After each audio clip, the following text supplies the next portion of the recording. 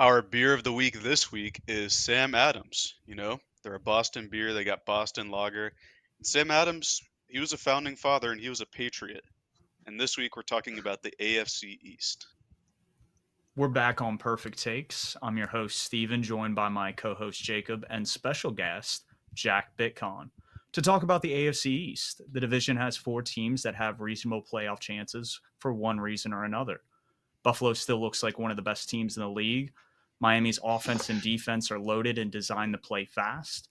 New York is the new kid on the block with the addition of a seasoned quarterback in Rodgers, which leaves us New England, a team with a stout defense and the greatest head coach during our lifetime. I'm sure we'll only get more positive input from longtime Patriots fan and dear friend of ours, Jack. That's very nice of you to say. Hey guys, I am Jack. I'm the kind of household Patriots fan and punching bag for the group chat when anything regarding the Patriots comes up. I originally became a Pats fan, basically from birth, but really because of my grandmother. I was born in Boston, Massachusetts. Didn't live there for very long, moved to Phoenix, Arizona, but for some reason she hammered home the fact that we were Patriots fans with me. But honestly, if we're going to be fully transparent, I just think she had a crush on Drew Bledsoe, and then even more so, a crush on Tom Brady. So, in the interest of full honesty, I think I'm a Patriots fan because my grandmother had a crush My, on my two of their grandmother had a crush on quarterbacks. Dan Marino, so I completely relate with you there.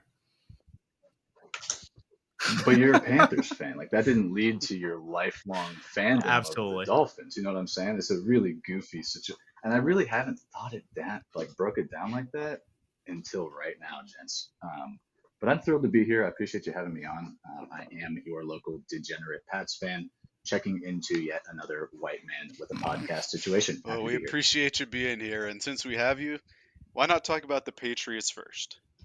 For a team that 2 years ago came off a playoff berth during Mac Jones's rookie year, I think the expectations were pretty high last year to continue that success. But as we know, the Pats fell short. I mean, what happened? If you are masochistic enough to watch the games, then you'd realize that their offense was basically like watching paint dry. Having a basically defensive coordinator call plays on offense was tragic at best. Um, so, I mean, I'll name like Matt Patricia was basically like you can't bring this up without having that name dropped. Like first, it was really rough to watch that happen. It was just painfully obvious that it was a former defensive coordinator who was calling plays like third and long screens. They'll never expect this type of mentality. It was painful. Um, Mostly, the more I think about it, it's mostly on the offensive side of the ball. Like the defense and the special teams performed pretty well last year. The offensive line was a revolving door. There were constantly pieces moving up and down that line. I know at least the guard and tackle positions, there were at least three different people that snapped Mac Jones the ball last year. And then kind of leading in with Mac, he got hurt. I don't know if it was early, kind of halfway through the season. Um, and then Zappy comes in, he wins a game, throws a touchdown pass or two, and then it's like, hey, is Zappy the guy? And it's like, what are we doing here? Why are we having these kinds of conversations? Like Mac had a hell of a rookie year and got hamstrung in year two. You know, Bailey Zappy, like some literally nobody's heard of this guy before, comes in, throws a couple of touchdown passes, wins a game against, let's be very clear, not exactly the greatest competition in the NFL. Like why are we having serious conversations about quarterback after Mac Jones gets hurt? It's ridiculous to me. Um, Other than that, like there's no real super shiny piece on that offense. Like Hunter Henry's fun and all. Um, he's very good at what he does. I think that you could scheme him very well into the offense moving forward. I think Bob is going to do a pretty good job of doing that. Um, but other than that, like you have Jonnu, he just really never found his place within the Patriots offense. And then you had injuries all over the place, like where in the beginning of the season, it looked like it was going to be all right with Devontae Parker and some of the other speed receivers that they had gotten in the draft. Two or three injuries in that wide receiver room, and it was basically like, okay, who do we throw the ball to now? Jacoby Myers was great. He's not going to take the top off of the defense. He'll be great on third down. He'll be great in those clutch situations. He had some rough drops, but he had more good plays than bad. I'm going to miss him. Um, but yeah, I mean, overall, it was kind of a vacuum chamber of shitty ideas offensively. You really had Bill Belichick, who's a defensive mind, obviously, and then Matt Patricia, who's a defensive mind, sitting there and scheming up offenses, which is just never going to work. I don't understand, like, really how that even came to be, what was happening. But if I moving forward, if I see another third down screen, like third down and 10 plus screen, I'm either throwing something at my television or myself. When I watched the Pats, I couldn't agree with anything that you said more. It was the offense was a disaster. But that brings us to one of the more important additions or reunions in the NFL this past season to our particular unit in Bill O'Brien. And hopefully he can improve an offense that was seventh worst in yards per game and was at the bottom half of the league in scoring last year. Last time we saw Bill O'Brien call plays for the Patriots was back in 2011 when they went to a Super Bowl. That year, Gronkowski and Hernandez combined for 169 receptions, 2,200 yards, and about 25 touchdowns. Now, to cool expectations, Gronkowski was one of the best tight ends to ever play the game and had Tom Brady throwing in the ball. So while I don't think the production will be nearly as effective, I would still anticipate Hunter Henry, Mike Gesicki, and even Juju Smith-Schuster to be utilized in a similar capacity as 12 personnel begins to make a comeback. You a 12 personnel fiend, huh? Hey, it's a copycat league with a lot of recycled material, just like pointing out the teams mimicking the Chiefs in the attempt to take advantage of lighter personnel and boxes. I'm with you. And when it comes to Bill O'Brien, he has two real core tenets of his offensive philosophy. One being he likes to attack the middle of the field, which I think fits right in line with 12 personnel. And two, he likes to use tempo to keep defenses honest. I think we're going to see a departure from some of the kind of meaningless deep field plays that Matt Patricia designed and heavily focused on last season. I also think we're going to see BOB incorporate more of what Mac did well at Alabama into the offense this year, much like what we experienced in Mac's rookie year when Josh McDaniels was calling plays. While BOB was never Mac's particular play caller in college, he had Steve Sarkisian calling plays. Alabama runs the same offensive system regardless of whatever offensive coordinator is there, not the other way around.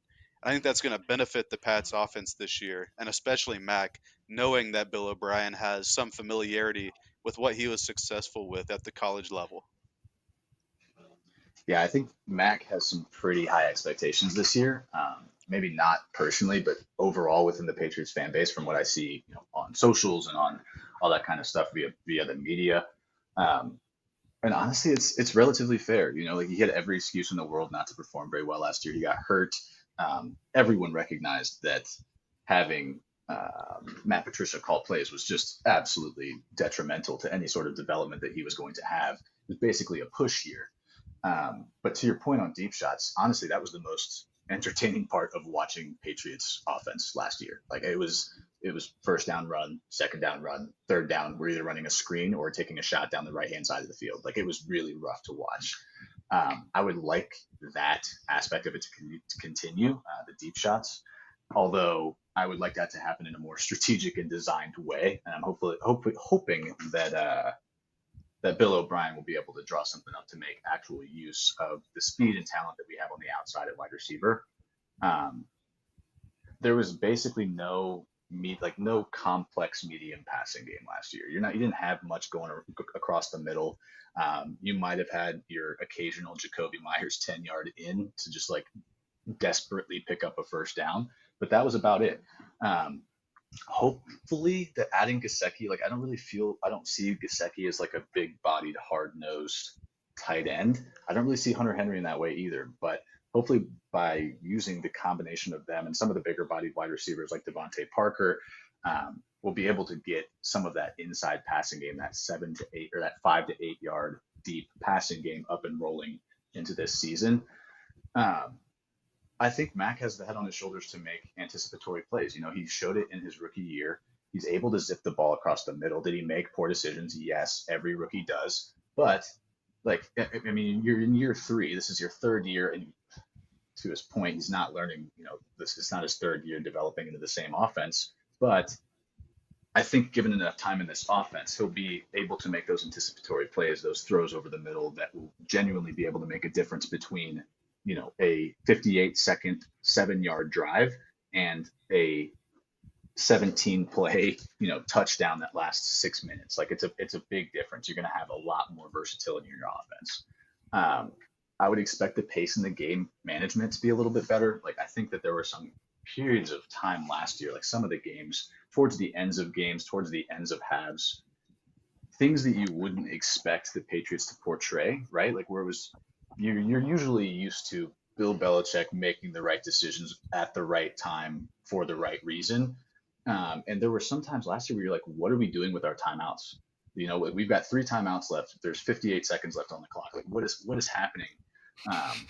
Both before half and before the ends of games. And it cost the Patriots points. It cost the Patriots games over time. Like it was really rough to watch. So I'm hoping that Bill being able to kind of have a little bit more trust in the offensive side of the ball and spend more of his time on the defense and special teams should help a lot with the game management side of things. But overall, I think, we want to see more points. We being Patriots fans want to see more points being put on the board. Like it was pretty rough last year. I know that the Pats got points up. I don't know where they were at, Steven and Jacob. You might be able to pull up like an exact points per game number, but it wasn't where it should have been, and it wasn't where it needs to be to actually win games.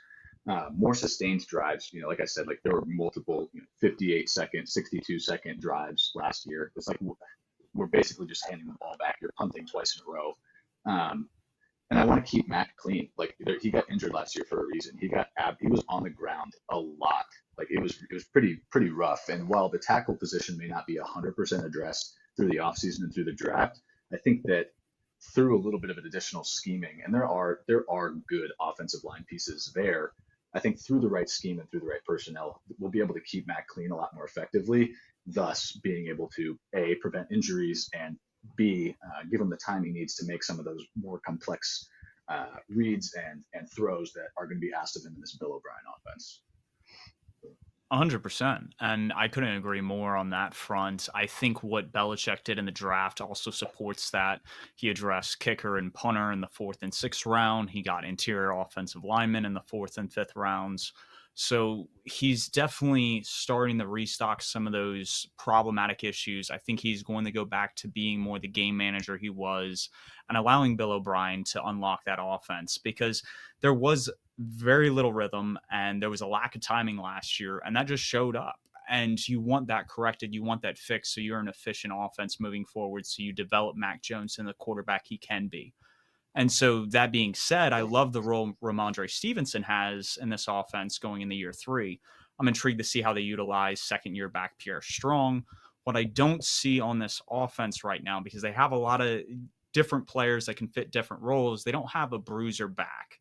And Leonard Fournette's currently a free agent, so I think that's a potential fit, especially seeing how they used LeGarrette Blount in years past. But that leads me to one question on the offensive line that I feel like is probably the weakest point, and that's how do we feel about Riley Reif at the right tackle position? Me personally, I'm not sure he brings much to bolster kind of a middle of the pack offensive line from last year. They had a lot of injuries for what it's worth, but they were 15th in ESPN's pass block win rate and actually dead last in run block win rate, which is kind of surprising considering one of the few highlights I have in my head of the Pats offense last year was Ramondre Stevenson having some good runs. And as a whole, we kind of touched on the offense and what needs to change going into next year. And while the offense is getting its makeover that it needs, the defense was one of the best in the league last year. They were 3rd in defensive DVOA. And like Steve said, they were adding a lot during the draft. They added a lot of premium talent at the beginning of the draft to that defense. Absolutely. Someone like Juwan Bentley, a couple of years ago, being picked up by BB in the draft, is basically and I'm going to get off on a tangent about BB in the draft here for 30 seconds. But if you're picking a defensive lineman, linebacker, or safety, like I feel relatively confident in a BB draft pick. Same thing with offensive line, but anything outside of that, it's going to be hit or miss, like really hit or really miss, and mostly miss. But I think now, like especially with the past season, he had a hit with Christian Gonzalez, and now he has a piece. I think he did last year too, but I think now he has an elite piece at every level of his defense that he can really open up levels of flexibility with, um, even more so than he had last season. Obviously, someone like Kyle Duggar, who we'll talk about in a little bit, adds crazy versatility to a defense like that and a multitude of personnel packages. But one thing that I'm looking forward to specifically, back on Jawan Bentley and the linebackers, is also a little bit of a concern of mine. It's the fact that they're pretty hard nosed, like they're big run stuffing linebackers. Like the ability to get sideline to sideline is becoming increasingly important in the AFC. Like there's so much speed in the AFC, even just the AFC alone or AFC East alone. It's crazy. You have to be able to get sideline to sideline, like your Fred Warners of the world. Um, they're it's a must. So I think that while it's going to be great in the run game, like it's going to be really hard to run against the Patriots, I am hoping that they're not a liability in coverage or in space. Um, so very curious to see how BB ends up putting the linebacker core together to make sure there's a balance of run stuffing capabilities and speed across the line of scrimmage. Um, I'm really looking forward to getting to see Christian Barmore again. We did lose him in the beginning of last season. He was a stud 2 years ago, and between Devon Godshaw and a few of those other guys that are on that defensive line, like it's going to be really tough to get movement against the Patriots defensive front. Speaking of that defensive line, like you have Matt Judon, right? He had, I think, through the first 10 games, he had a lot of sacks. I don't know if he was a double-digit sack guy last year, but through the first half of the season, a little bit outside of that, like he was a monster. It would be really cool if he could keep that up into the later end of the season, or even pop off towards the playoffs as well. Again, if and when they make it to the playoffs. Um, and then I'm also super curious to see John Jones get back into action. He was pretty versatile last year, could line up at pretty much any of the corner positions. Didn't trust him outside as much as I do inside, because he is one of those more physical guys, but he is a crazy athlete. He is very fast, can take away a lot of speed at the line of scrimmage. And then a guy that I mentioned earlier, Devon Godshaw, across that defensive front, like him paired with Christian Barmore, and then they've got a couple of other guys on that defensive interior line as well that really are difficult to get movement on. Like he's a monster in the middle of that defense. Bill Belichick got him for a steal. I think it was late in the offseason last year, but he's been worth every single penny so far.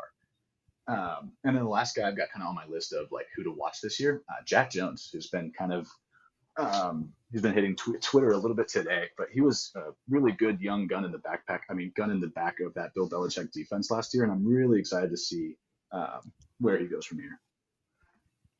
Jack Jones really picked up where J.C. Jackson left off, which was really cool to see. A story I heard a couple years ago about the Patriots defense, and everything you were just talking about kind of resonated with the story I heard. And it was everybody, since kind of what the Seahawks did with the Legion of Boom, got faster, they got lighter on defense, so they could keep up with these high-powered offenses. But the Patriots, like they always have these big bodies, and they would wear on you as the season went on. When you would start playing the Patriots in November, December, and then you'd lead into those playoff games in January, these bigger bodies, like those hits would hurt that much more.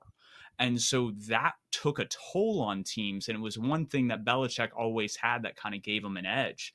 And this unit, as Jacob alluded to with DVOA, was top 3 last year. And I think they're going to stay top 3 based on the personnel and coaching. The defensive line features not only Matt Judon and Christian Barmore, who are absolute studs, but a young riser in Josh Uche and a savvy vet in Dietrich Wise. And that's probably just the tip of the iceberg when you're looking at the team's strength, because the defensive line also has Davon Godchaux, like you said, Lawrence Guy, and rookie Keon White out of Georgia Tech, who looks really, really good. Yeah, that defensive line is definitely pretty stout, but so are the second and third levels of the defense. both areas got new additions in Marte Mapu for the linebacking core and Christian Gonzalez, who's a good athlete and should be able to do a number of things for the defense. I'm particularly interested in what Gonzalez brings to a corner room of Jones, Jones, and Jones going into next year.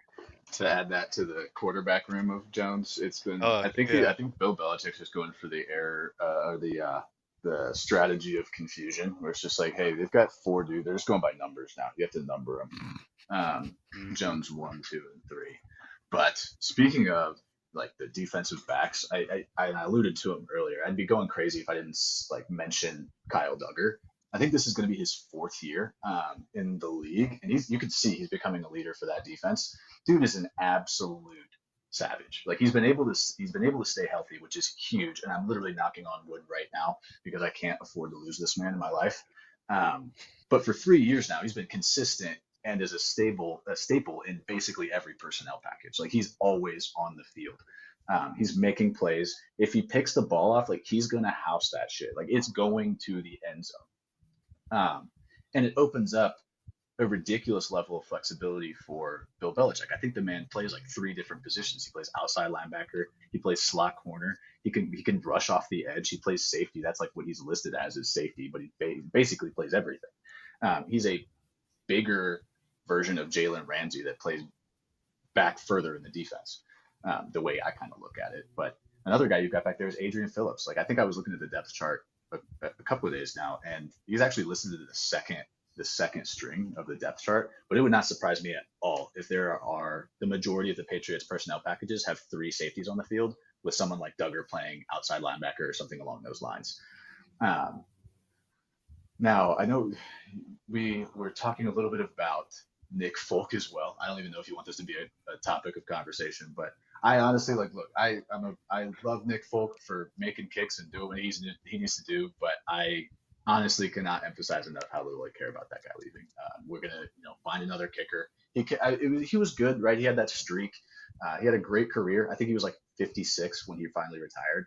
But as long as the new guy that they drafted doesn't need to get any like allegedly racist tattoos covered up, we're good to go. That's an excellent point, and yeah, Kyle Duggar. I think he's one of everybody, like any football nerd's favorite players in the league. He's just excellent. But overall, the Pats, I think they added to their strengths and they're trying to retool their weakness, just like good teams should do. I think with all the positives surrounding the team, we can finally admit just how bad of a decision Belichick made last offseason with the whole Matt Patricia thing. It completely derailed the team and it cost them a year of the rookie QB surplus. No, I agree. It'll come down to like I don't know. Bill Belichick's obviously got a lot of freedom in that organization, but he's got to be able to look in the mirror and be like, hey, that was a miss, and it was. The right pieces are there. I think that if you get the train back on the tracks, it could end up being in a pretty positive direction. 100%. Now, to your point about the kicker, a guy named Chad Ryland. I don't know if he's going to get any bad tattoos or not, or make poor life decisions, but fingers crossed on that. I was really happy that Belichick went out and signed Juju and Gasecki, giving O'Brien guys that can create plays across the middle of the field. Because, like you said, it's nice to see those deep shots, but they need to be strategic. So having stuff that opens up more of the offense, gets you chunk yardage without having to shoot the deep ball is great. And so when you look at the Patriots' current situation, they have about $18 million in cap this year, so they can still sign a guy or two to fill out a need.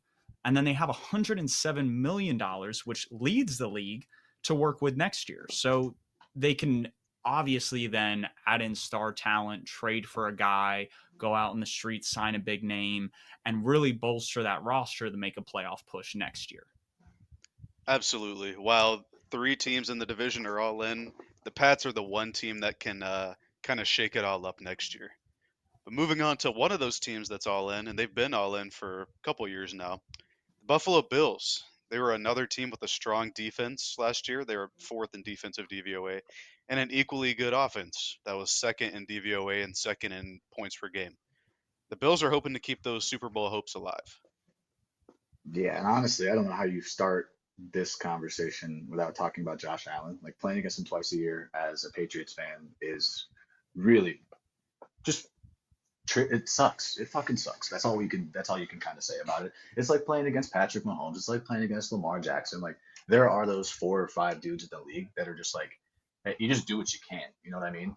Um, and I'm like, hopefully we'll be able to frustrate him this year. If any defensive line in the NFL is going to be able to get to him this year, it'll be the Patriots. But Bill Belichick, when we're talking about rushing quarterbacks, like I feel like set and contain is a conceptually very easy thing to do. I just don't understand why it's so fucking hard for the Patriots to do it when we play against someone like Lamar Jackson, Josh Allen, Cam Newton. It's painful. And Josh, I mean, like he can run similar to Lamar. Like he can make something out. I think he can make something out of nothing just as effectively as Lamar Jackson. He's not as fast, but I mean he'll be 12 yards behind the line of scrimmage, run 15 yards forward and throw. I mean he's throwing a 70-yard pass across his body down the field. It's like what are we even playing against right now? Who is this guy? I think the only way that you're going to be able to effectively stop that is like I don't know. You guys remember how do you even stop Tom Brady? Like what 5 6 years ago, you have to get to him in less than 3 seconds. That is your only shot. And even then, like it's still 50-50. Like he'll either throw it away, he may break the tackle. Dude's 6'5", 260. Like he's like Cam Newton. I think that honestly, like if anyone's going to have a shot, it's going to be the Patriots defense to slow them down. But they have solid weapons. They've got a couple of good receivers. One who knows how to create separation with Stephon Diggs, but Buffalo has been relatively one-dimensional.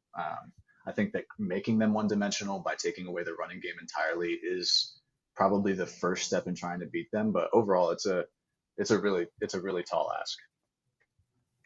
I think that's what the Bills did this offseason. They realized teams were making them one-dimensional down the stretch, and it put a lot on Josh Allen's plate. And what did they do this offseason? They went out, they drafted Dalton Kincaid, they drafted Osiris Torrance. I think they picked up Connor McGovern, and they're just keeping up with the times in terms of being versatile. McDermott was a coach under Reed in the 2000s, and Reed's Chiefs last year had 2 or more tight ends on the field for roughly 40% of their offensive snaps. With Kincaid and Knox, I'd expect the Bills to put their best 5 out on the field very routinely. The only thing I would be wary of is Diggs is going into his second year on his second extension. The last big name wide receivers we saw in massive deals, similar to the one he signed last offseason, were guys like Antonio Brown, Julio Jones, and DeAndre Hopkins that didn't stay with the team usually past year 2 on these contracts, and in Hopkins' case, only made it to year 3 before being cut this past offseason. So Diggs turns 30 at the end of November, which begs the question, will he be in Buffalo next year in 2024? I mean, if your pattern holds true, it's hard to believe he will be in Buffalo. Despite the negatives surrounding Ken Dorsey and his first year as the Bills' offensive play caller, the offense's output was actually remarkably similar to that before with Brian Dable. In both 21 and 2022, the Bills produced 28.4 points per game on offense, and in 2022, they even gained more yards per game. One of the main differences, however, was the number of turnovers increasing. It was mainly fumbles. Josh Allen actually had fewer interceptions this past year than a year ago, which is kind of a crazy narrative because I know a lot of people talk about his elbow injury and the interceptions this year when he actually threw less this past year. But with the additions to the offensive line and tight end groups, like you mentioned, along with bringing in guys like Damian Harris, Latavius Murray, to try and balance that offense and run the ball more. Hopefully, the number of turnovers can go down, and like we've been alluding to the past few minutes, they can really balance that offense and be more of a threat to other teams. Absolutely. Now, for all the Panther fans listening, there are a lot of familiar names on the Bills coaching staff. You already mentioned Ken Dorsey, their offensive coordinator. Joe Brady is their quarterbacks coach. Mike Shula is their senior offensive assistant. Eric Washington is their defensive line coach. Al Holcomb is their senior defensive assistant. And it just kind of goes to the point that McDermott and Bean can't get enough of Carolina and their staff. Now, with the help of passing game coordinator John Butler, Sean McDermott will not only be handling his head coaching duties that he's been dealing with since 2017, but he's also going to be calling defensive plays this fall for the first time in Buffalo. It wasn't something he's done in Buffalo until the last couple games of last year. So it'll be interesting to see the effect McDermott has on the defensive side, especially with the addition of Leonard Floyd to a defensive line that features Von Miller, Gregory Rousseau, and Ed Oliver. Man, I didn't think about it until you named all the names, but they really are Carolina North. But the, that defense and that defensive line, like you're talking about, should still be as strong as ever, if only a little bit older. Jordan Poyer and Micah Hyde should be back healthy this year. I know they were out a big chunk of last year. And eventually we'll get to see Von Miller play again this season. I know he said he hopes to be ready by week 1, but he also said he'll be ready by week 6 at the latest. So hopefully he'll be back sometime soon, if not week 1. I think the Leonard Floyd addition really emphasizes the overall lack of development we've seen from a lot of early defensive line selections that Brandon Beane has made. Aside from Gregory Rousseau, who is a freak athlete and I think is going to take a major step this year, AJ Epinesa and Carlos Basham, who I believe were both day 2 picks, don't inspire much confidence. Yeah, they're a talented defense. Don't get me wrong, but they're aging. It comes down honestly to whether or not if you're playing against them to if you can keep the quarterback clean. And again, like that's pretty basic. If you have an extra half second, 3/4 of a second in the pocket, there's going to be that ability to generate that extra separation and get plays down the field. Um, there is speed on the backside of the defense between some of the safeties they've got and their linebacker core. We'll talk a little bit about the loss of Tremaine Edmonds, but the D line, like to me, it it looks kind of rough. It looks kind of rough. 0% chance Von Miller crosses 250 snaps this year. No, no shot, no shot. And I'm not super concerned about additions like Leonard Floyd. He was pretty good in Chicago, but that Chicago D line was disgusting when he was there. And like I can play next to Aaron Donald and get sacks in the NFL. It is really like that man takes up 3 offensive linemen by himself. I would be good playing next to Aaron Donald. We'll see how he turns out. But the loss of Tremaine Edmonds, that's kind of what I want to touch on here. It's rough because that dude was versatile. Bill Belichick has made me a believer in that, like, you don't have to have the best safety in football to get the best results from that safety. You have to have the most versatile safety in football to get the best results from that safety. And if you can apply that logic to as many of the positions on the defensive side of the ball as you can, you're going to have a lot of success. And Tremaine Edmonds is one of those guys that's going to be versatile in so many different situations. He's one of those guys that I was talking about it earlier. He can go sideline to sideline. He's a freak athlete, and he can pass rush. He can play inside, outside linebacker. He's one of those guys that makes you have to do less work as a defensive coordinator on a week-to-week basis. Losing him is gonna add to the workload of the rest of the defense. It's just, yeah, he's dynamic and versatile. That's a brutal loss for a defense like this. It takes a lot of stuff off the board and just forces your defensive coordinator to get that much more creative when you're drawing shit up. Absolutely. I think Edmonds had his best year last year. And in regards to the defensive coordinator, they actually lost their defensive coordinator, Leslie Frazier. It's going to be, like Steve said, Sean McDermott calling plays on defense this year. So that'll be pretty interesting since he hasn't done that since, 2016? 2016 But with yeah, Carolina. yeah. Overall, I think the Bills, they've seemingly been either Super Bowl favorites or one of the highest odds teams to make it for the past 2 or 3 seasons, but they've fallen short each time. I mean, whether it's running into Mahomes or Burrow or dealing with injuries or a combination of both, they just can't seem to get there. I think the addition of a player like Leonard Floyd, as well as a supposed commitment to running the ball more effectively or having a more balanced offense, shows that they want to make another run at it. And my question to you guys is, do you think they'll be able to get there this time, or do you think they'll fall short again? I really don't think so, honestly. I don't think. I mean, they could be Super Bowl favorites. They could win a playoff game or two, but like I don't see them being an AFC Championship team. I don't see them being a Super Bowl winning team. There are too many question marks, honestly. In the AFC, where you have the Kansas City Chiefs, you've got the Baltimore Ravens. Buffalo's always named up there, but I mean, I think that maybe 6 or 7 out of the best teams in the NFL are in the AFC. Um, it makes it incredibly difficult, especially when you get into that December, January type of football. The addition of Leonard Floyd doesn't get them over the hump. for me. Like that's not a game changing element to add to your defense. When your matchups are Patrick Mahomes and Joe Burrow. Like that's not going to be the thing that gets the Bills over the line. They need to be able to have a sustained success, be able to stay healthy. That's one of the other things is like we're talking about, completely changing their face into this hard-nosed run the ball playoff team. They're an injury or two away in a injury or two prone locker room to completely abandoning that run the ball mentality and putting it just back on Josh's shoulders. It's just going to be the division alone, like the AFC East between the four teams that are there, like to have the Patriots, who could very easily be a 10-win team, be what is stated to be the worst team in the division. Like it's going to be a bloodbath. It's going to be really hard to play in. Absolutely. Now, they did add Damian Harris, who I think is an upgrade to Devin Singletary.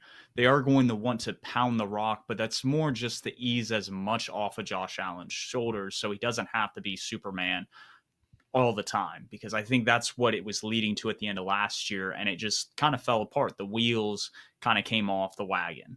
To the point about Leonard Floyd, he isn't supposed to be an X factor who can take over a game. He should be a key contributor in a strong rotation to keep guys fresh as this season progresses. Because like he said, you don't want a guy like Von Miller going down again. He should be playing a limited role and be able to turn it on when the playoffs come around. Because if Von Miller gets hot, he's been shown to wreck games, and I think he still has that explosion. So this season really rides on the shoulders, in my opinion, on three guys staying healthy: Josh Allen, Stephon Diggs, and Von Miller. When Miller went on IR and Allen hurt his elbow, this team just didn't look the same down the stretch. They went from a trajectory towards a Super Bowl berth to falling flat at home for Cincinnati. And I think they did a lot of things this offseason to make sure they don't fall apart down the stretch. But again, we'll see.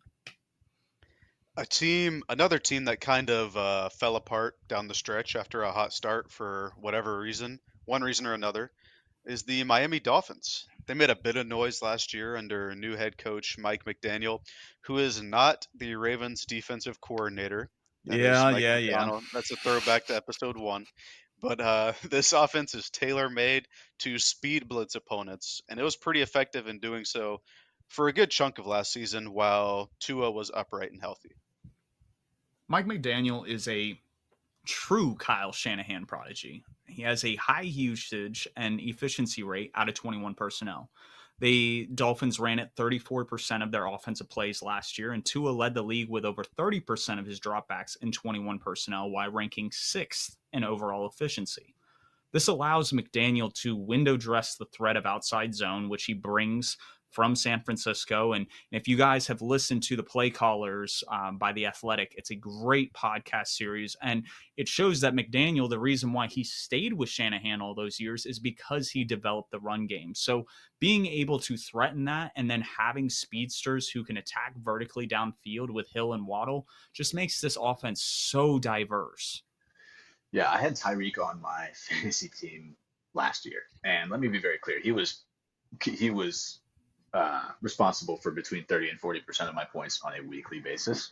But it's so painful to play against this guy, as like to watch your team play against the combination of Tyreek Hill and Jalen Waddle.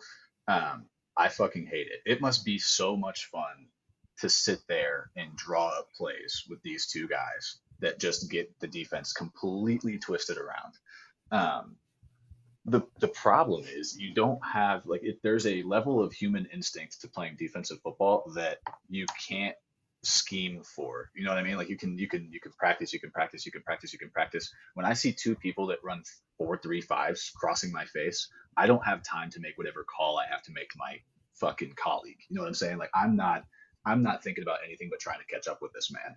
So there are elements to this that you can't even scheme. The level of speed that they have can't be understated, because they literally blow by people. They blow by anything you can scheme up.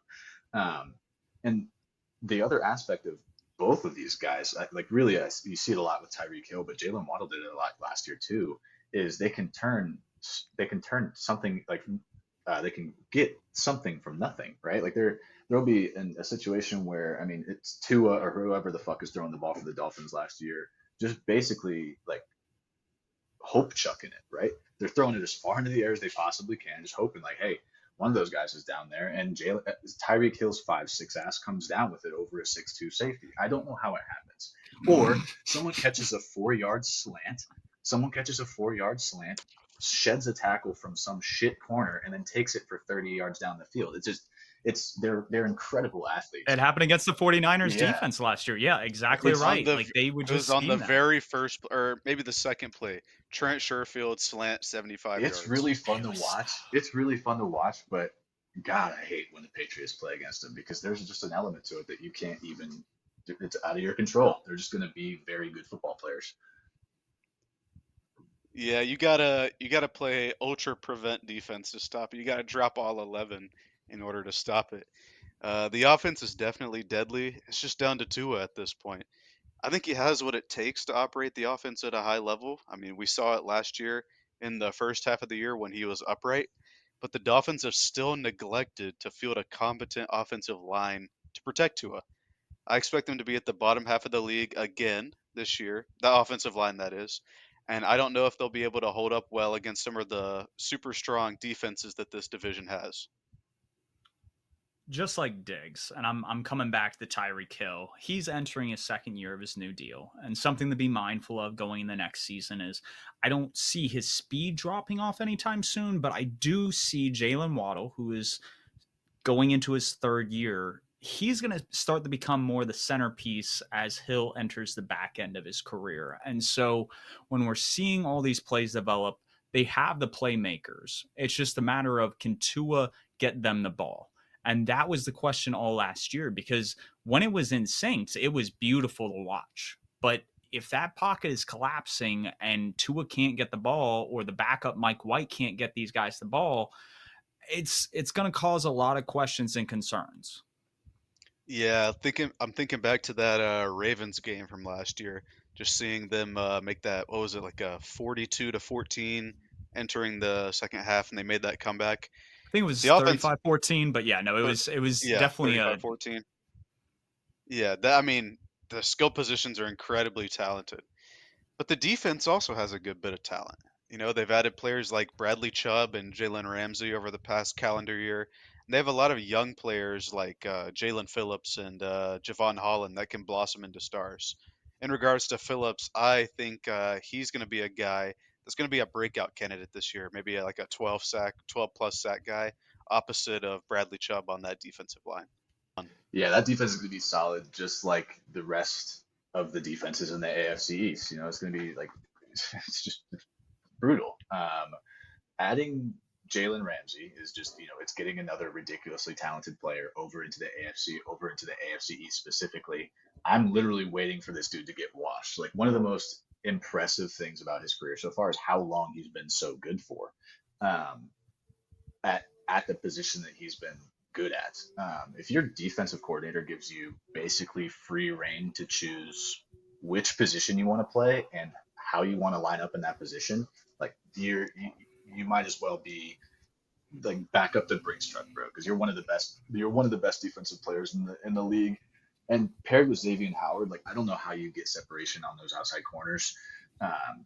Especially, like, I'm looking at the Patriots with, like, okay, like, Devontae Parker, go get separation from Jalen Ramsey. I don't see that happening. And then the entire time, Mac Jones has Bradley Chubb breathing down his neck. It's brutal.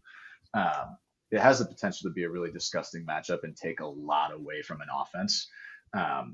You would need to win with size inside is really the only way that I could imagine really moving the ball on Miami's defense. And I think that it's something that, if I can go back to the Patriots, there's no shot that we were going to have a shot to be able to do last year. But, you know, with the addition of Bill O'Brien and being able to really add some complexity to the offense and really be able to take advantage of what the defense is lining up in, and B, what personnel you actually have on the field is going to be a huge difference maker. 100%. Now, I know you guys have mentioned the edge rushers. Let's not discount Christian Wilkins here. I think he's one of the better interior defensive linemen in the league, and he's definitely going to hold that down. What's interesting, though, this isn't like a Brian Flores-esque defense. Josh Boyer, the defensive coordinator since 2020, spanning from the Brian Flores era into the Mike McDaniel era, was a guy that would let his secondary kind of hold their own on that back end because he had an Xavier Howard the past couple years, and he would send more guys to generate pressure. Now with Vic Fangio, that defense is going to go in 180 in terms of scheme change. They're going to go from sending pressure and stacking heavier boxes to a coach who wants to scheme lighter boxes and send more exotic looks on the back end to confuse the quarterback. So I expect Fangio to really rely on Phillips, on Christian Wilkins, and allow those guys to generate all the pressure, and Bradley Chubb, who they brought in, while allowing the back guys the create plays with all the speed they have there. Yeah, I think the Fangio system will take some adjusting to, but I think they have the personnel to pull it off and make the defense even better this year. The Dolphins surprised a lot of people last year with their strong offense, I think, and they've done a good job in attempting to bolster the defense to complement the offense. It's kind of like in a reverse way, kind of like what the Pats did with bringing in an actual offensive play caller. The Dolphins bring in a really good defensive play caller to complement their already strong offense. Yeah, I think it was absolutely needed in the Patriots case. But the fact that, I mean, what we're talking about here for the last 45 minutes is the fact that the AFC East is a whole hell of a lot stronger than it was last year, and it was pretty damn good last year.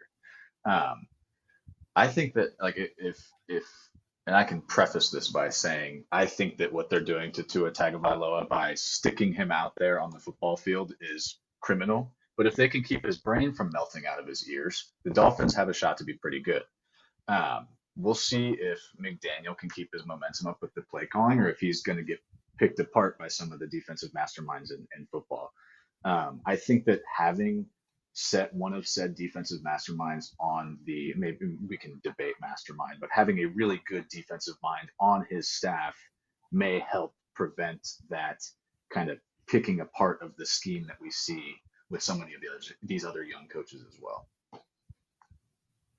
That's exactly what Sean McVay did when he brought in Brandon Staley. He was trying to figure out a defensive system that had stopped him and tried to figure out how he could beat it. And so similarly, we see Mike McDaniel bring in who I have ranked as the third best defensive coach in the NFL right now in Vic Fangio. And he's having that sparring moment in training camp in the off season when you're supposed to. So come the regular season, you know how to combat some of these things that defensive masterminds are going to throw at you, like a Bill Belichick or what Robert Saleh might throw at you from the New York Jets in that defense. And so that being said, Tua's going to go up against some of those better defenses, and he's going to face them twice a year within his own division. So it'll be interesting to see how that offensive line holds up against the Patriots defensive line, the Bills defensive line, and even the Jets defensive line. They've invested in Mike White as the backup, who may see significant playing time if they fail to protect Tua. And I don't want to see what happened in Cincinnati again. Like him holding his fingers in the position he did and what that meant from his mental health.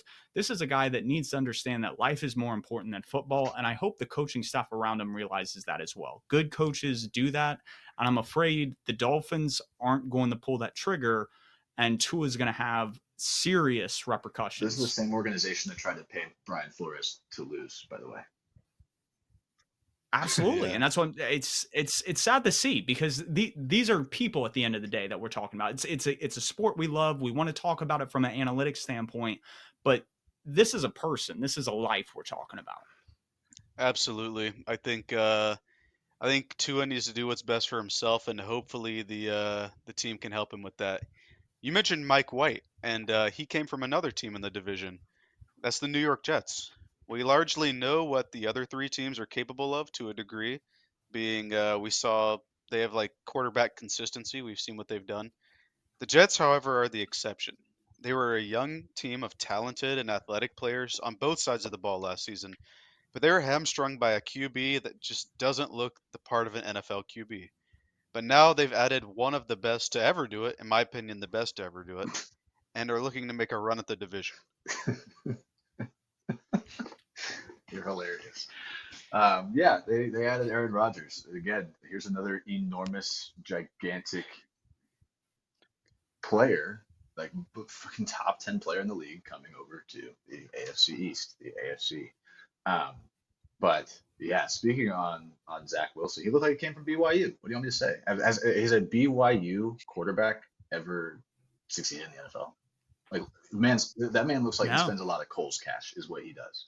Um, but it was from the fans' perspective. I got to say, it's kind of nice to watch an NFL game and feel like a normal guy is out there taking snaps for a franchise. Like they somehow put the VR helmet on and got stuck out there to throw a football for the New York Jets. You know what I'm saying? Um, They put me but out there. that was Zach Wilson when I watched him again, like most games last year. It's just he looked scared and confused all the time. Look, like he can make some great throws, but so can I with a Nerf football during a backyard cookout. Like it's like there's situational stuff. But watching him play against the Patriots last year was awesome from a Patriots fan perspective. But you almost kind of feel bad for the guy. I don't know. I think it was either 3 or 4 interceptions in one of those games. And the last one, like he basically just kind of, he just threw it down the field as far as he could. He just said, you know what, if whatever happens, happens. It was almost inspirational to watch, if I'm gonna be honest with you. But that being said, Aaron Rodgers is a wild upgrade. I've written down here in my notes that there isn't a metaphor that won't get you demonetized that explains this properly. I think what helps is that they brought in Aaron Rodgers, but they also understood that protecting Aaron Rodgers was key as well. He's on the back half of his career. The mobility that he showed earlier in his career isn't necessarily there. So you have Laken Tomlinson, Joe Tippmann, who they just drafted, and Elijah Vera Tucker. And those guys are really going to keep the pocket from pushing into Rodgers, which is going to allow him to step in the throws, which is great. I love that. The questions come with the tackle play. Dwayne Brown started training camp on the PUP list. But there is a silver lining. Mekhi Becton is down 50 pounds from last season. He looks great. He feels great. And this could be a solid starter in a promising group. What say you? I still say the tackle play is a bit questionable. But other than that, the O-line looks good, and the skill positions look good. They brought in Rodgers, right? But they brought his boys too. They added Randall Cobb. They added Alan Lazard. They brought in Mecole Hardman. I'm not sure if he and Rodgers are friends, but based on the theme of the offseason, you kind of have to be a new Jets receiver. Then they're adding that to a room with Garrett Wilson, who was the Offensive Rookie of the Year last season, who was Jack's fantasy football keeper, I That's correct. believe. Uh, they have Corey Davis still, who seems to be making plays in training camp. Then they also have Brees Hall at running back, who was like disgustingly good before he got hurt last year.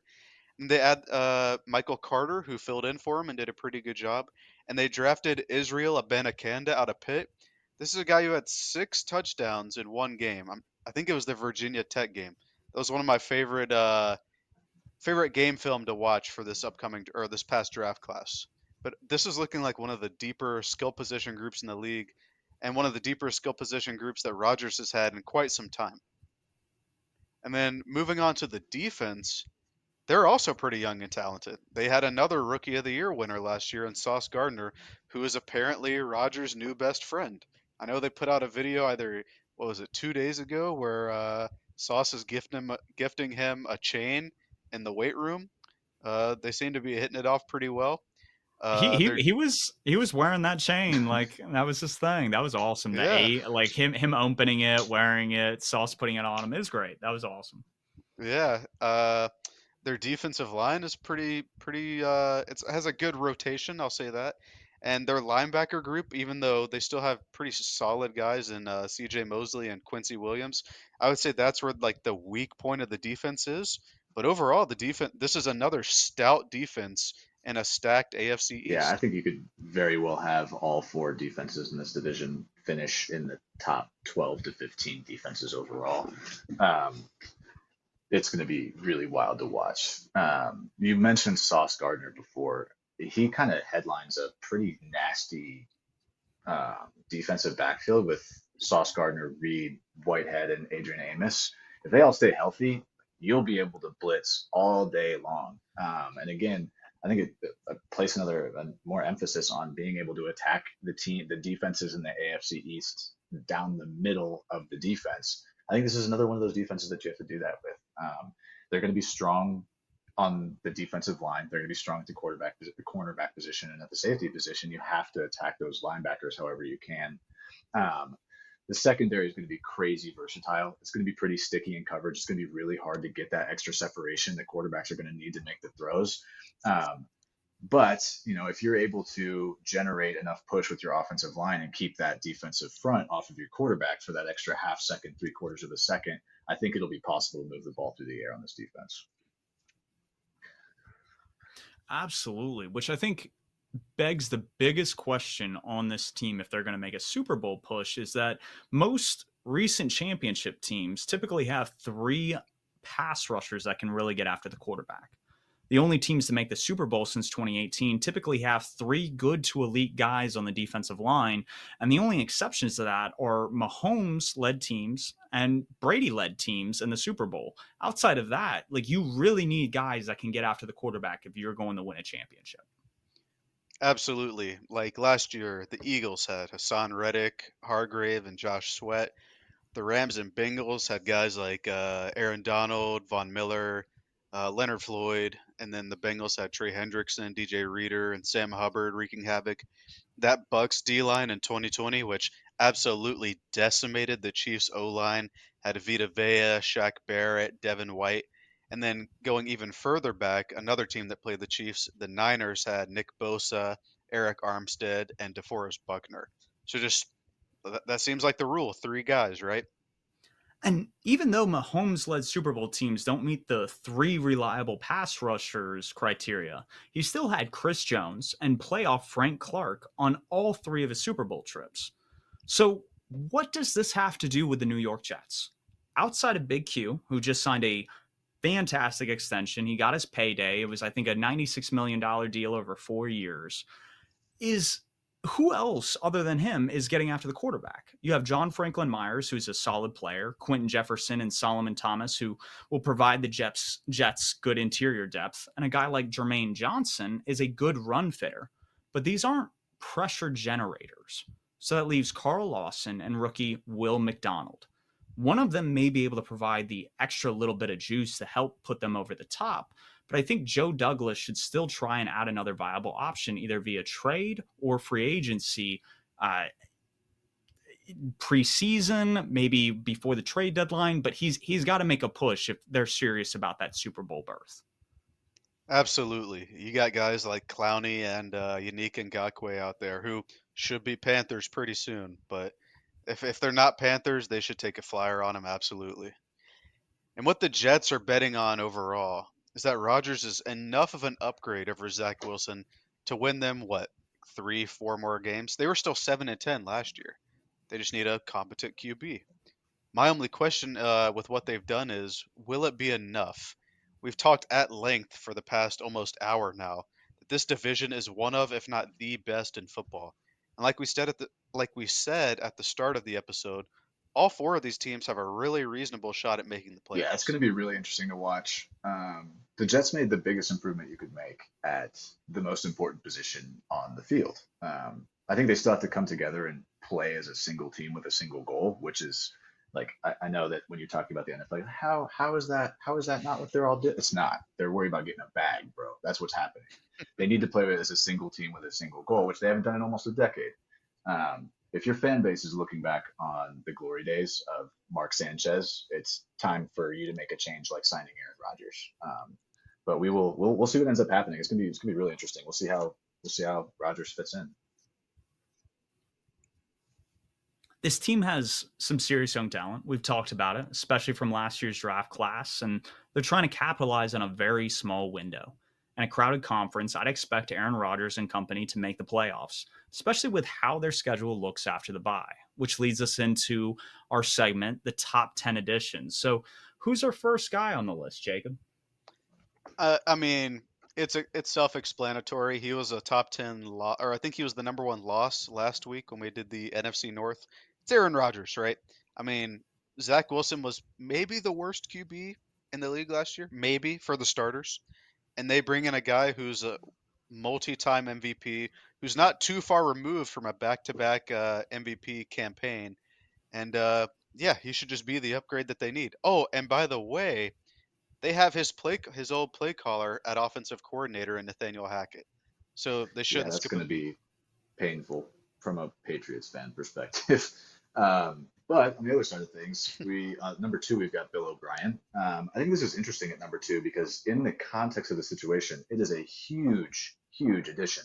But if you were to ask me 2 years ago, hey, you're going to go from Josh McDaniels to Bill O'Brien, I'd be like, you know, like, eh. I was getting a little bit sick of Josh McDaniels a couple of years ago, so I might have been a little bit positive about it. But I'm pretty ecstatic about the fact that the Patriots are going to have a real offensive coordinator again. Um, Really excited to see what kind of dynamic that brings to the table for the Patriots offense. Anything's got to be better than it was last year. 100%. That's why he's number 2 on the list. We think he's going to help that offense take the next step. And at number 3, we're keeping it in the coaching realm. I have Vic Fangio. And I think what he's going to bring to Miami is great. I think that defense is really, really going to take it up a notch, and that's going to complement what they can do on offense. And if it can all come together, it can gel right, who knows? Maybe this is a team making a push down the stretch in January. Which leads us to number 4, a guy that is going to help on the back end of that Fangio defense, in Jalen Ramsey. He comes over from LA and has looked great the past couple years over there. I'd expect him to play well this year, especially with Xavier Howard on that back end. And you have a couple guys there where if you can play complementary football, I don't see this defense really allowing much. I think they're going to get off the field relatively quickly, and they're going to generate a lot of turnovers. Another defensive guy we have here at number 5 is Leonard Floyd. I know we said he's not really a superstar anymore, but he's still a great rotational rusher, which is what the Bills need. I mean, outside of Von Miller, they were the cupboard was bare last season. So they need an NFL edge rusher who's not a super young guy who isn't experienced to come in and take some of the load off Von Miller so he can be healthy for the I hope he playoff run. sucks. Coming in at number 6 and 7 here are Mike Gesicki and Christian Gonzalez, respectively. Two new Patriots that I'm super excited to have join the roster. I'm curious about Mike Gesicki. I'm hoping that it's more of a hit than the Jonnu Smith situation was. I couldn't point to one or two reasons why Jonnu Smith wasn't getting the production that we expected to get out of him early in his time with the Patriots. But curious to see what obviously Gesicki brings a great element of obviously size and pass catching to that offense. Pair him up with Hunter Henry, and I think it'll be a pretty neat dynamic. And then Christian Gonzalez, I don't have a whole lot. I'm just excited to kind of see what the guys got on defense. I mean, he's a big body. He'll hopefully be able to take out some of those larger receivers, those Corey Davises of the world of the AFC East. But yeah, I'm excited to see what he's got on the field. He's allegedly making a ton of different plays in training camp. Looks super good, so I'm excited. Gonzalez, when I was watching film on him during the draft season, he was just so fluid. Like it was shocking he didn't go in the top 10, and for him to fall at 17 to the Patriots, like it was a steal. I think it was a steal of the draft. Bill Belichick has his centerpiece on defense. We've seen what he does when he has a cornerback 1 in the room, and that's what he has in Gonzalez, which you need guys like that to stop number 8 on our board, Dalton Kincaid. This was somebody Brandon Beane thought was one of the best pass catchers in the draft, if not the best pass catcher. He catches really, really well, almost similarly to Travis Kelce, some might say. We'll see if that plays out at the NFL level, but this is somebody that's going to be a reliable pass catcher outside of Stephon Diggs for Josh Absolutely. Number 9 is an interesting addition. I've got kind of mixed thoughts on it. Is Juju Smith-Schuster. We basically, from a cap perspective and a roster perspective, just traded. And again, like we didn't go to opposite teams, obviously, but we just traded Jacoby Myers for Juju Smith-Schuster. I would pay money to be a fly on the wall on the conversation that kind of led to that taking place. But I'm curious. I mean, obviously, I've been talking about the fact that I think that Bill O'Brien's going to be adding complexity to the middle of the offense. Next year, being able to attack the middle of defenses. We'll see if Juju Smith-Schuster, JSS. I can't even think of a good nickname for this guy. If he's good, I'll put some more effort into it. But I was a fan of Jacoby Myers. He was clutch when he needed to be clutch, and I think he liked being a Patriot. So it was kind of weird how that entire thing went down. But curious to see what Juju does, and if he can add some help to Bill O'Brien's offense. Yeah, I think Juju's going to be a bit more physical than Myers was. I think that's one of the reasons they went out and got him. But it will be interesting to see what he contributes this year. And to round out our top 10, we have Joe Tippmann. He was the draft pick for the Jets. He's their new center. And for Aaron Rodgers, we talked about the O line at length during the Jets section.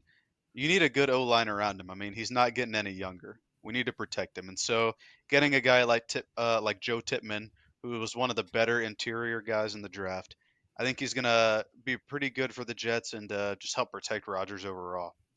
And then looking at our honorable mentions, guys who just missed the cut, we got Damian Harris. We talked about him for the Bills. If he's probably going to be their pound the rock guy in the red zone, so Josh Allen doesn't have to take so many hits from linebackers trying to dive over the dive over the line for a touchdown. We talked about Miko Hardman for the Jets, just another receiving option in their suddenly deep receiver room. Taylor Rapp for the Bills. He's going to be another versatile back end piece. He comes over for the Rams, and he might be able to spell Poyer and Hyde if they need to take some snaps off, as they're also getting up there in age. And then our last guy is David Long Jr. He comes over from Tennessee. He's going to be an interior linebacker for the Miami Dolphins, and he has a bit of an injury history, but he is a pretty good linebacker and should be able to be a good presence in Vic Fangio's new defense.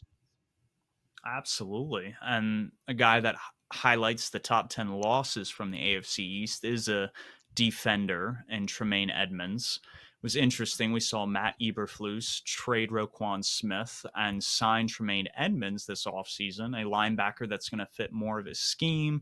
He's a little bit faster, a little bit more rangier, a guy that can go sideline to sideline in this modern era when you need linebackers to do that. So I think that was a good pickup for the Bears. They probably paid a little bit more than they should have for him, but they needed to spend money this offseason, Yeah, and another they guy got a that good got player. paid maybe a little bit too much is comes in at number 2 in our top 10 losses at and it's Jacoby Myers.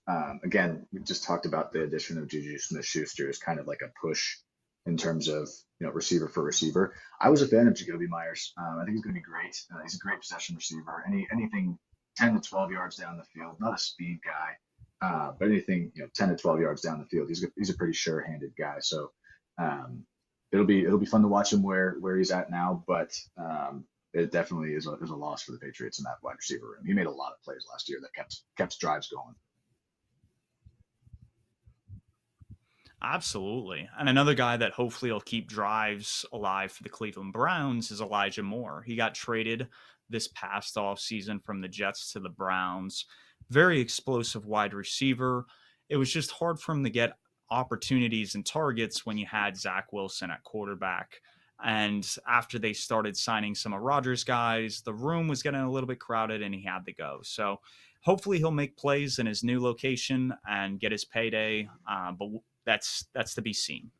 Which leads us into number 4, a guy that was also on the Jets last year in Sheldon Rankins. He offered a lot of good interior depth for that defensive line, and he is right now playing for the New Orleans Saints alongside guys like Cameron Jordan and whatnot. And we'll see what he does down in the Bayou this year. As Panther fans, we aren't wishing him the best, but that's where we're at. A guy that I am wishing the best is number 5, Devin Singletary, formerly of the Bills, now on the Houston Texans. He's a guy that he would never start the year super well, but something would always click mid-season, and at the end of the year, he would be the running back that the Bills needed.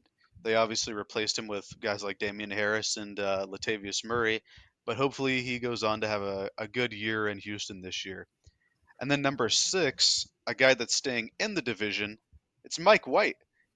You guys may not think that he's super important or he shouldn't be this high, but this was a guy who had pretty significant snaps last year.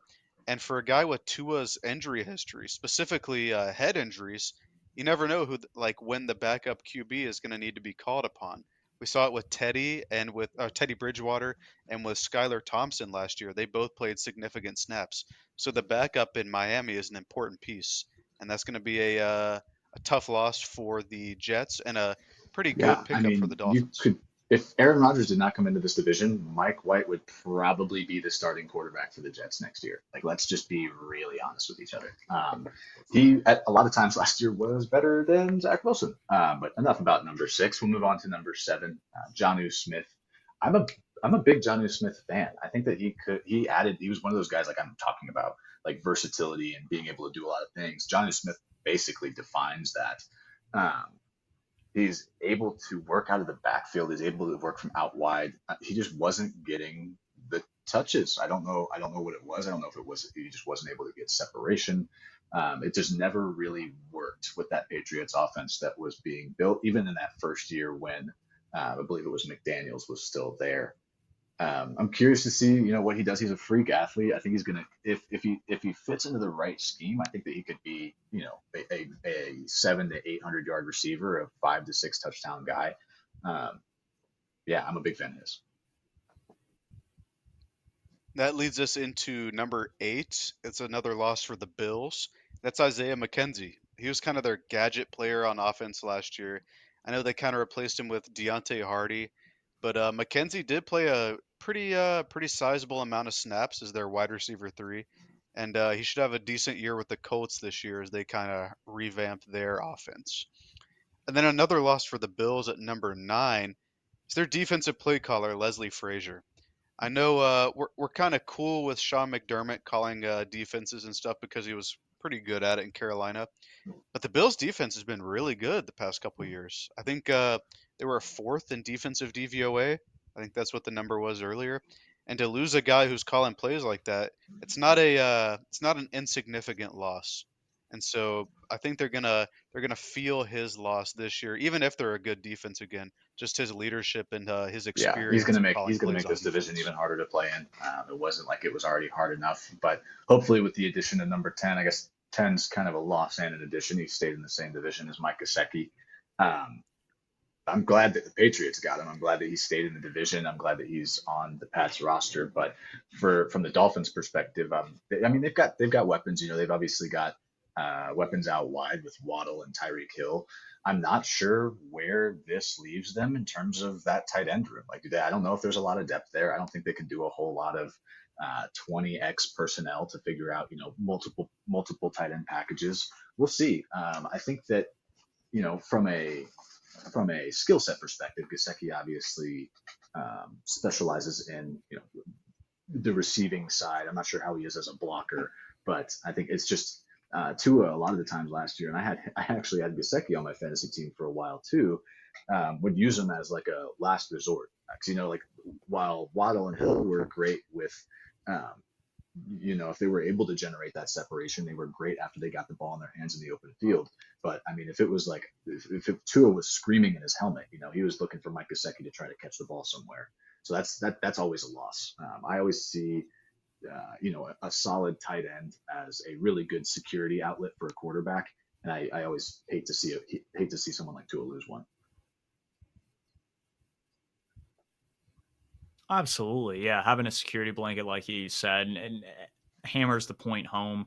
He really wasn't utilized as well in the Mike McDaniel system. They like running 21 personnel a little bit more, not a lot of two tight end sets. So it's why he's a little bit lower on the losses list compared to the additions. Some other honorable mentions include guys that are still free agents: Lamarcus Joyner, who plays safety; Roger Saffold, a guard, who could definitely fill in somewhere across the league to provide quality depth.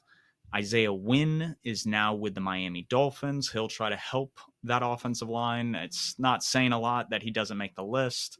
And then Melvin Ingram, who's also a free agent as an edge rusher. Somebody could pick him up down the stretch. Is just Yeah, an he was additional fantastic. depth I remember piece. a couple of years he was causing some serious problems for the Dolphins after playing. He played for the Chargers for a little bit too, right? Yeah, yeah, he was a Yep. stud. Yes. So I guess we're diving into what is Purrfect Takes trademark. Is that what we're diving into next? Cool. Yep. Yeah. It's time for our takes, and Sweet. we'll How let you go kind of first you. since you're the guest. I don't know how wacky and wild you get with these takes, so I wrote something down that I think is relatively safe, but may anger some other AFC East fans. I think the Patriots their defense is going to be top three in the league. I think they're going to have the best defense in the division. And I think they have a 50-50 shot, maybe a little bit better than a 50-50 shot at making the playoffs. I don't know. I'm not going to promise any sort of success once they get there, but I think they're going to make the playoffs. I'll talk about it a little bit more when we go through our division standings, but it's going to be an absolute bloodbath, and I cannot wait for this season. And I fucking hate the Bills. I hate the Dolphins. I hate the Jets. It's going to be so much fun. Spoken like a true Pats fan. Exactly. I think it's fair enough. That leads into my take. The Bills have been the division kings for the last couple of years. And my take is that they won't have the best offense or the best defense in terms of DVOA this year. I think they might have the best record overall, but I mean, I think all these teams could win like between 11 and 10 games. I just don't think the Bills will be the absolute class of the division anymore. I think the other teams are catching up. A fair point. In a quarterback driven league, my takes are based on who are playing quarterback. I don't trust into his health. I don't trust in that offensive line. And I think because of that, the Dolphins will miss the playoffs and have their first losing record in 3 seasons. I think they'll go 8-9. I really don't see them going any worse than 7-10. But this is something where I can definitely see the offense getting kind of stymied in their tracks if Tua is not the guy. Which then leads me into the 2 teams in this division that I think do make the playoffs, and the Bills and the Jets, as the only teams who will represent the AFC East come the dance. Yeah. That kind of leads us into division standings as a whole. And Jack, you'll go first again since you Yeah, are that our sounds good. honored guest. Geez, standings for this division. It's going to be because they all play each other twice. It's like you could have so many division. What do they call those? Like the division. You could have split division, like series. Is that what they call it? Like if you play 2 games and you split it, um, they split the series. But essentially, like you could have very much so like a lot of 1-on-1 matchups between AFC East teams when playoff time comes around. It's going to be really fun to watch December and January football in the AFC East because every single game is going to matter a whole lot. Like you said, Jacob, like all of these teams, all 4 of them could be 10-11 in the 10 or 11 win range. I think that more accurately, there will be 3 that are in that 10 or 11 win range. Again, it's gonna be insane. I think it's still the Bills' division to lose, but something squirrely could happen very easily. Like a very small thing could change, and they could end up in second or third or even last place. If the Patriots win 10 games this season, the rest of the division is going to have to keep their foot on the gas to keep themselves ahead. Like it could very easily be. I know the Patriots at least have a weaker second half of their schedule. The first half of their schedule kind of sucks, but they're a little bit weaker in the second half. It could be really tight there at the end of the season. After the Bills, I think I've got the Jets.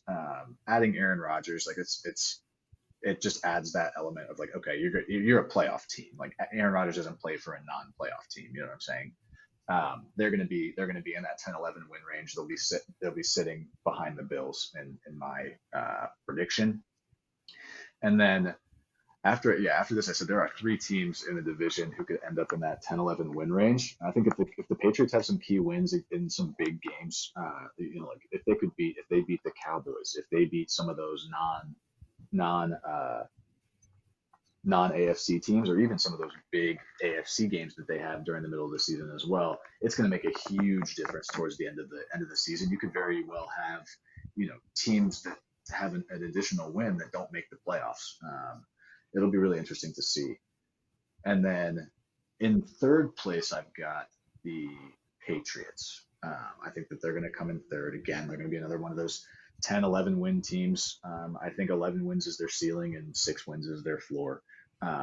We'll see what ends up happening. We'll see what BOB can actually put together when it comes to an offense.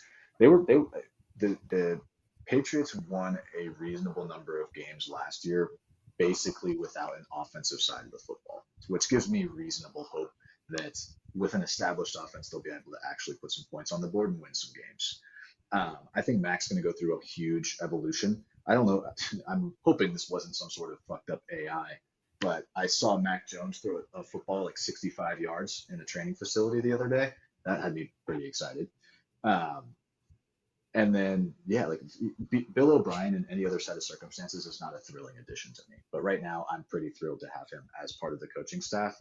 And then I have got the Dolphins in last. We'll see if McDaniel can keep the magic happening in Miami. But honestly, like, and while I am worried for Tua's head, I'm worried for his joints and his ankles and his knees and his shoulders too, because that offensive line just isn't like coming from a Patriots fan. Adding Isaiah Wynn is great and all, but that's not exactly going to save you a bunch of sacks during the course of the year.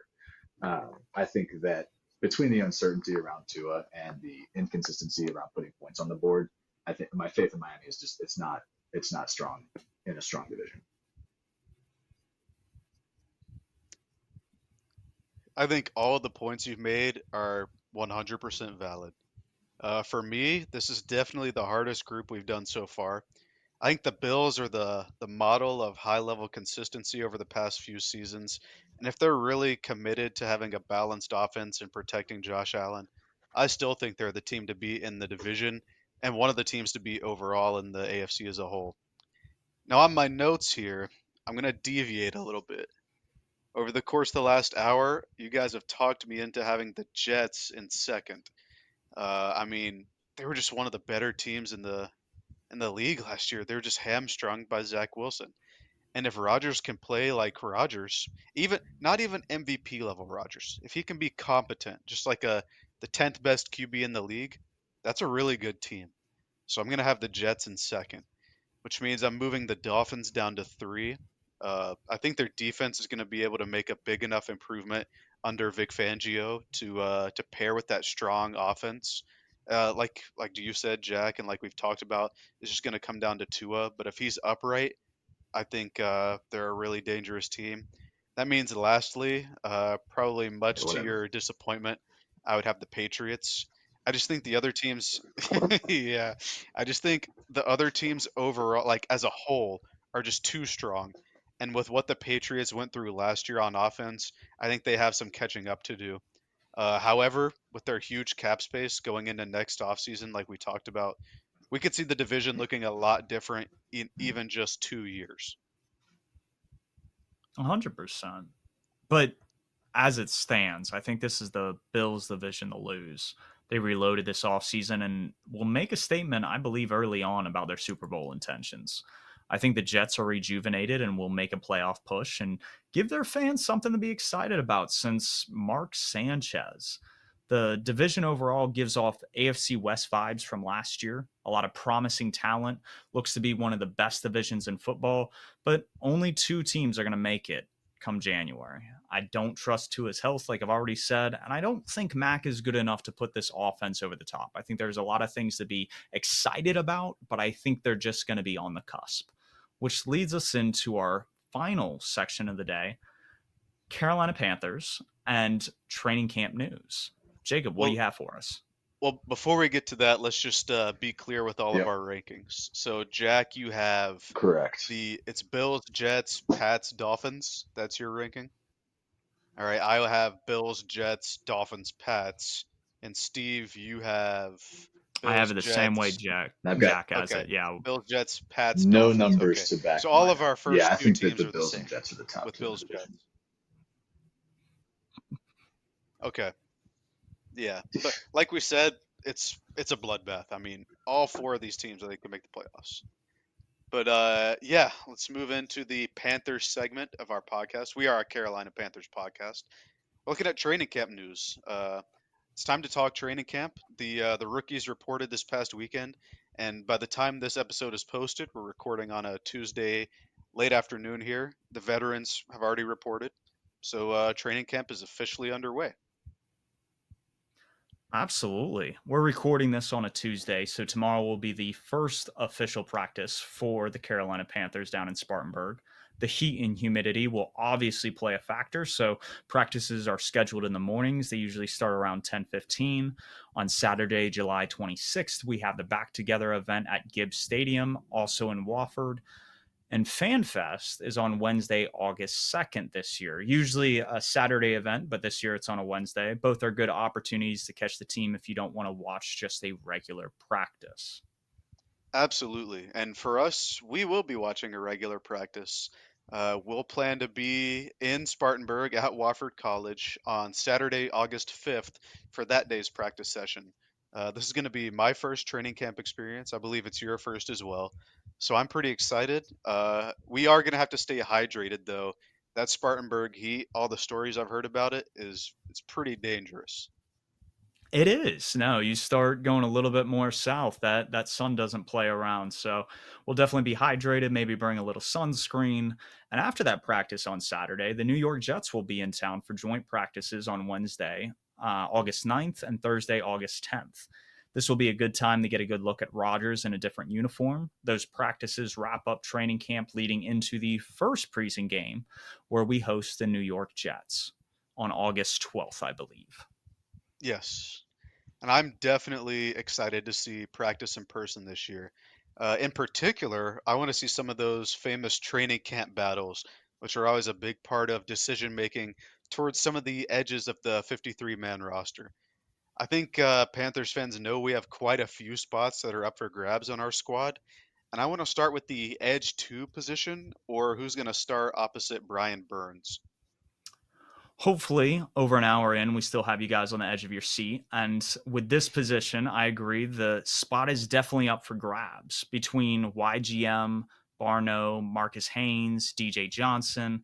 There are a lot of options for that spot. I think it will end up being Yotor Grossmatis, or as I said earlier, YGM. He's great in the run game, but needs to improve at rushing the passer. He saw over 70% of the snaps last year on defense, and I think he'll be a cemented starter come week one, aside from Brian Burns. What do you think? As the roster stands right now, I'm going to go with Marquise Haynes.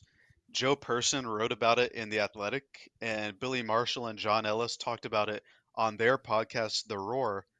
Marquise Haynes has had somewhat of a Mario Addison career arc so far. You know, both of them took a while to get their footing in the league, and in year six, that's really when Mario Addison's career kind of took off. He became that starter in year six across from Charles Johnson, and it wouldn't surprise me to see Marquise Haynes kind of break out this year and take charge of that role. But I mean, we could also sign like that's signing another edge rusher isn't out of the question. But as it Absolutely. That stands could now, yeah, that could be where we fill it. And I think watching some of these training camp battles will give our coaches an idea if these guys are ready to step up in that position. But the comp that you had for Marcus Haynes is great. I would love to see a 10 sack season from him. For reference, Mario Addison going into his sixth season, he got 9.5 sacks. So to get that kind of production across from Brian Burns would be huge, which then leads us into the other training camp battle that we're going to keep our eyes on, and that's for the wide receiver fifth and sixth spot on the roster.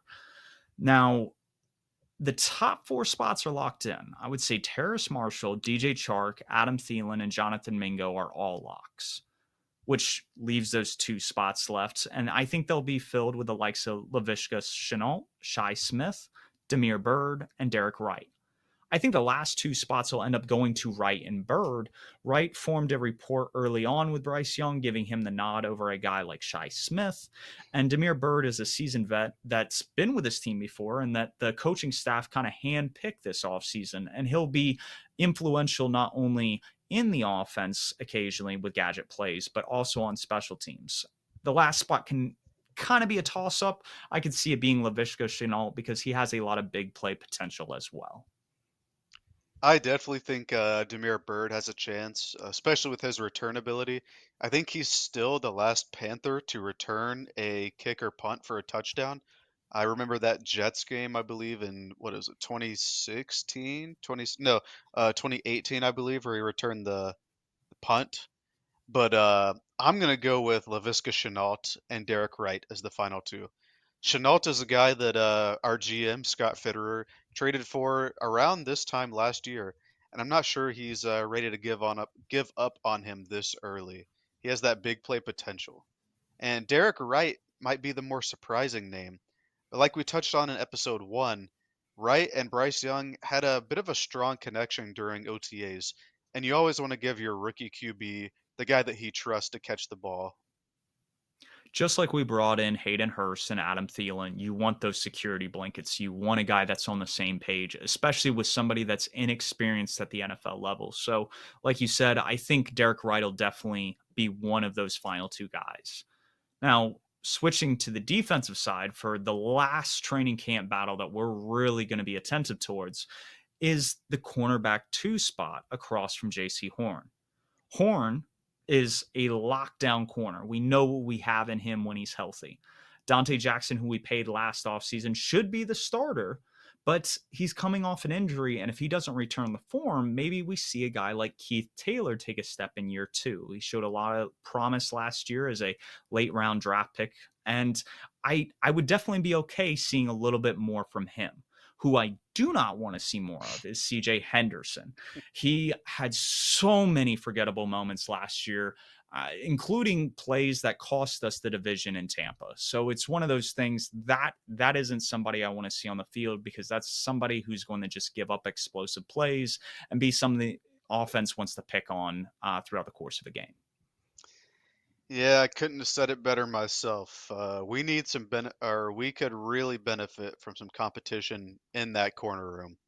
Going into the season last year, we had 5 corners on our 53-man roster.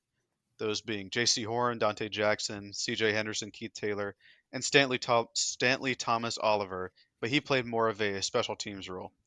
So mirroring that, and assuming we also have only 5 corners on the roster this year, moving forward, that pretty much leaves 3 spots up for grabs. I think we know that Horn and Jackson, if they're both healthy and they both showed up today, not on the pup list, so they will participate in training camp, which is good news since they both were coming off injuries.